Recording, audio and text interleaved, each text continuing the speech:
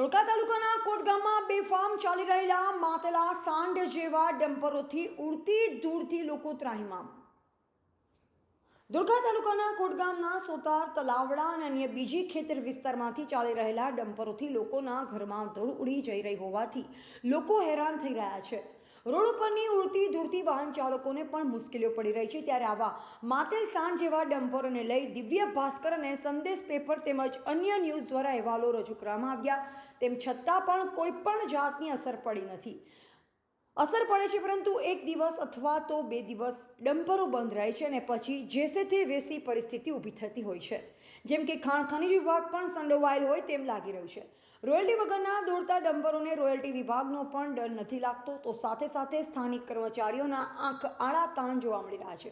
અહીંની મહિલાઓ પણ ત્રાહિમામ પોકારી રહી છે। ખાવા બેસે તો ખાવા સાથે ધૂળ જ ખાવી પડે છે। બાળકોને ઉડતી ધૂળથી ઉધરસ ખાંસી જેવા રોગો થવા લાગ્યા છે। કોન્ટ્રાક્ટરને રોડ ઉપર પાણી છાંટવાનું કહેવામાં આવે છે, ત્યારે આજે પાણી છાંટું છું, કાલે પાણી છાંટું છું તેમ કહેવામાં આવે છે। વચેટિયાઓની તો વાત જવા દો, તેમને તો મારી ખરીદી લીધી એટલે આખું ગામ ખરીદી લીધું હોય તેમ લાગી રહ્યું છે। ત્યારે સરપંચના પતિ જે સરપંચ વતીના વહીવટ કરે છે તેમને કહેવામાં આવે છે તો તેઓ પણ બહાનાબાજી બનાવે છે। અને ભાઈ આરટીઓ વિભાગનું તો કહેવું શું, એમને તો આવા ઓવરલોડ ડમ્પરો ચાલતા હોય તો તે દેખાતા નથી હોતા। ભૂમાફિયાઓ માટીની ચોરી કરે છે ને તેઓ કરવાના, કેમ કે ધોળકા તાલુકાના તંત્રની આંખે તો પાટા બાંધેલા છે, એટલે જ તો કહેવાય છે અંધા। ધૂળ ઉડવાથી બીજી કેવી તકલીફો થાય? છોકરા બીમાર પડે એવું કઈ ખરું?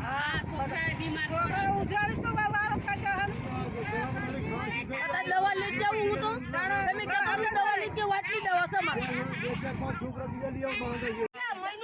3 મહિનાથી પાવર થાય છે। 3 મહિના થયા ખેતર પામતા નથી, બાર રાંધવા પામતા નથી, ખાવા નથી પામતા।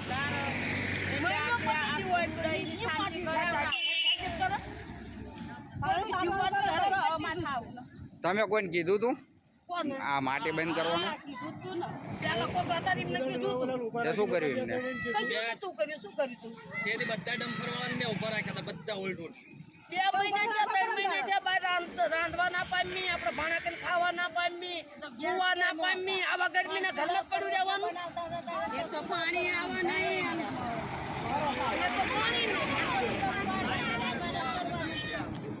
શું તમને તકલીફ શું પડે છે?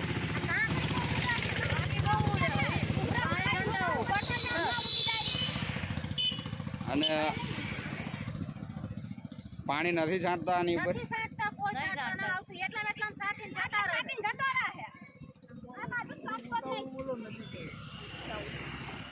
રિપોર્ટર ભરત બેલદાર, અમદાવાદ।